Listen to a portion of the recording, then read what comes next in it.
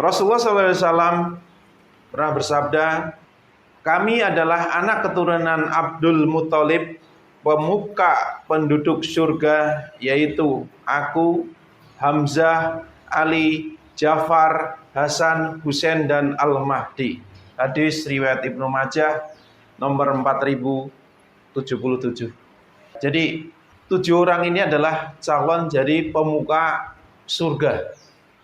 Sedangkan Rasulullah SAW, sahabat Hamzah, sahabat Ali, Ja'far, Hasan, Husain itu sudah wafat, sudah berlalu. Di akhir zaman akan muncul Al-Mahdi. Pertanyaannya, orang yang kita ikuti hari ini, apakah betul Al-Mahdi atau bukan? Untuk menguji kebenaran sosok Al-Mahdi, kita harus mengkaji ayat-ayatnya, hadis-hadis Rasulullah SAW. Jadi nggak mungkin ketika ada orang datang, saya Al-Mahdi, terus kita bilang, kita langsung datang, langsung ngikutin, langsung berbaiat. Itu nggak mungkin.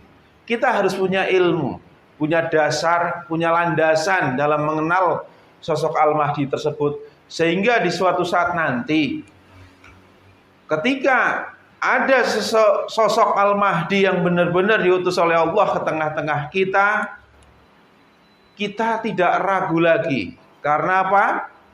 Petunjuk yang Allah turunkan dan sabda Nabi yang sudah jelas. Sebelum itu, kita akan memahami makna utusan Allah. Baik itu Nabi, Rasul, dan Al-Mahdi. Utusan Allah, baik itu Nabi dan Rasul, serta Mujadid adalah Al-Mahdi. Intinya, semua utusan Allah itu pasti membawa petunjuk dari Allah. Sedangkan Al-Mahdi itu artinya orang yang mendapat petunjuk dari Allah, orang yang membawa petunjuk dari Allah. Kalau Nabi dan Rasul dulu diwahyukan pada mereka ayat-ayatnya, kalau Al-Mahdi pun sama, dipandaikan oleh Allah, diislahkan oleh Allah dalam memahami, mengetahui ayat-ayat Allah. Jadi semua Nabi dan Rasul ataupun Mujadid itu adalah Al-Mahdi. Karena semua membawa petunjuk dari Allah. Nabi dan Rasul diutus Allah dalam rangka membangun syariat. Ini yang membedakan. Sedangkan Al-Mahdi, orang yang mendapat petunjuk dari Allah di akhir zaman, itu bukan Nabi dan bukan seorang Rasul, tapi sebagai mujadid atau orang yang memperbaharui agama. Utusan Allah setelah berakhirnya masa kenabian adalah mujadid atau pembaharu. Bukan utusan Allah yang membawa risalah atau syariat baru, tetapi yang memperbaharui syariat Allah yang sudah ada. Yang artinya Al-Mahdi akhir zaman itu bukan Nabi dan bukan seorang Rasul, tapi dia membawa petunjuk sebagaimana petunjuk yang dibawa kakeknya Muhammad SAW, bahwa yaitu petunjuk mengenai penjelasan-penjelasan Al-Quran dan Sunnah. Jelas sampai sini ya tentang memahami makna dari utusan Allah. Nah, kita akan lanjut. Mengapa Allah mengutus utusannya, baik itu Nabi, Rasul, atau Mujadid?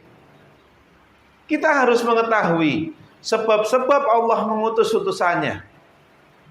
Enggak mungkin dalam sebuah kaum orang-orangnya taat tawadu kepada Allah semua mengikuti syariat Allah semua, tiba-tiba Allah mengutus Nabi atau Rasul atau seorang mujadid ke sana. Enggak mungkin. Karena apa? Udah taat, udah tawadu, udah benar, diutus suruh ngapain? Sebab Allah mengutus Nabi dan Rasul serta mujadid itu sudah menjadi sunatullah.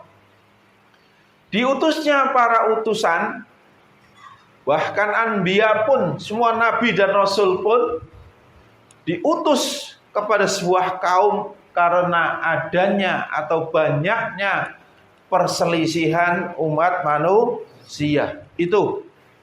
Maka kalau seandainya pada zaman nabi-nabi dahulu ketika ada perselisihan, ini saya yang paling benar, ini saya yang paling benar, ini kelompok ini yang paling benar, ini kelompok ini yang benar, pasti Allah mengutus di tengah umat manusia pasti seorang nabi. Untuk apa? Memberi keputusan tentang perkara yang manusia perselisihkan. Itu sudah menjadi sunatullah. Maka di dalam Quran surat Al-Baqarah ayat 213, Allah Subhanahu wa taala berfirman, Bismillahirrahmanirrahim, yang artinya manusia itu dahulunya satu umat. Setelah menjadi banyak, setelah terjadi perselisihan dan perpecahan, lalu Allah mengutus para nabi untuk menyampaikan kabar gembira dan peringatan. Diturunkannya bersama mereka kitab yang mengandung kebenaran untuk memberi keputusan di antara manusia tentang perkara yang mereka perselisihkan. Di dalam ayat ini sangat jelas bahwasanya diutusnya nabi dan rasul karena sebab-sebab terjadinya perselisihan. Dan diturunkan bersama utusan Allah itu sebuah kitab atau ketetapan yang mengandung kebenaran untuk memberi keputusan tentang perkara yang manusia perselisih.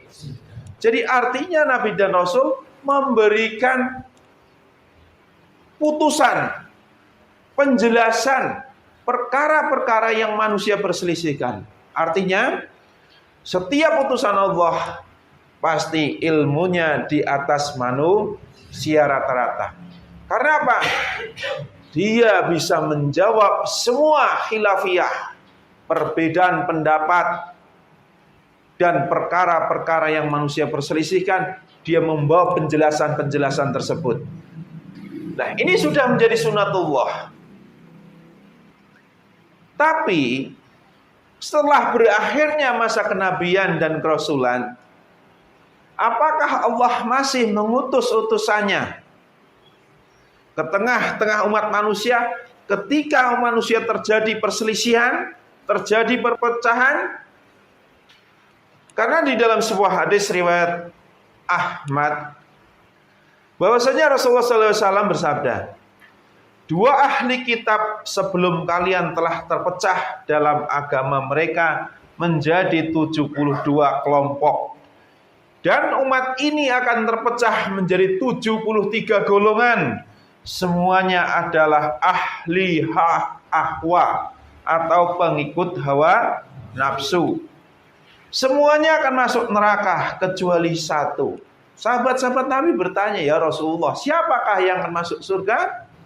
Rasulullah menjawab, al-jamaah. Kalau kita mengacu kepada makna al-jamaah, jamaah adalah sebuah kebersamaan, kesatuan, di mana Allah menggambarkan jamaah itu seperti bangunan yang tersusun kokoh, seperti manusia, antara organ satu dengan yang lain terhubung kait, seperti satu tubuh, yang ketika umat lain sakit, yang lain merasakan sakit. Maka jamaah digambarkan oleh Allah dan Rasulnya seperti itu. Maka di dalam ayat tadi yang kita bahas, manusia itu dahulunya umat yang jamaah itu artinya satu. Manusia tadinya satu. Nabi Adam dan istrinya enggak berpecah. Punya anak juga sama. Yang kemudian memiliki anak dan anak-anak terjadinya perselisihan dan perpecahan.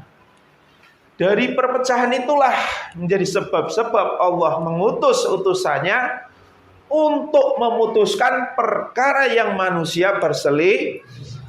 Pertanyaannya begini, apakah hari ini ketika umat Islam terpecah belah menjadi 70 golongan lebih, apakah Allah masih mengutus utusannya ke tengah-tengah kita hari ini? Maka Allah menerangkan Rasulullah juga menyampaikan bahwasanya pada setiap penghujung 100 tahun Allah mengutus utusannya untuk memperbaharui agamanya. Coba hari ini lihat saudara, di mana perselisihan itu semakin ramai. Indonesia paling banyak perpecahannya dibanding negara-negara lainnya. Paling banyak golongan-golongannya. Paling konsumtif terhadap golongan-golongan. Ada golongan baru dari India, Indonesia langsung ambil. Dari manapun diambil, laku keras di Indonesia. Karena apa? Pada dasarnya orang Indonesia mencari orang-orang yang sedang mencari kebenaran. Makanya perselisihan dan perpecahan yang paling banyak ya di Indonesia. Sekarang pertanyaannya, apakah mungkin di Indonesia akan diutus seorang utusan yang akan memperbaharui ajaran agama Allah?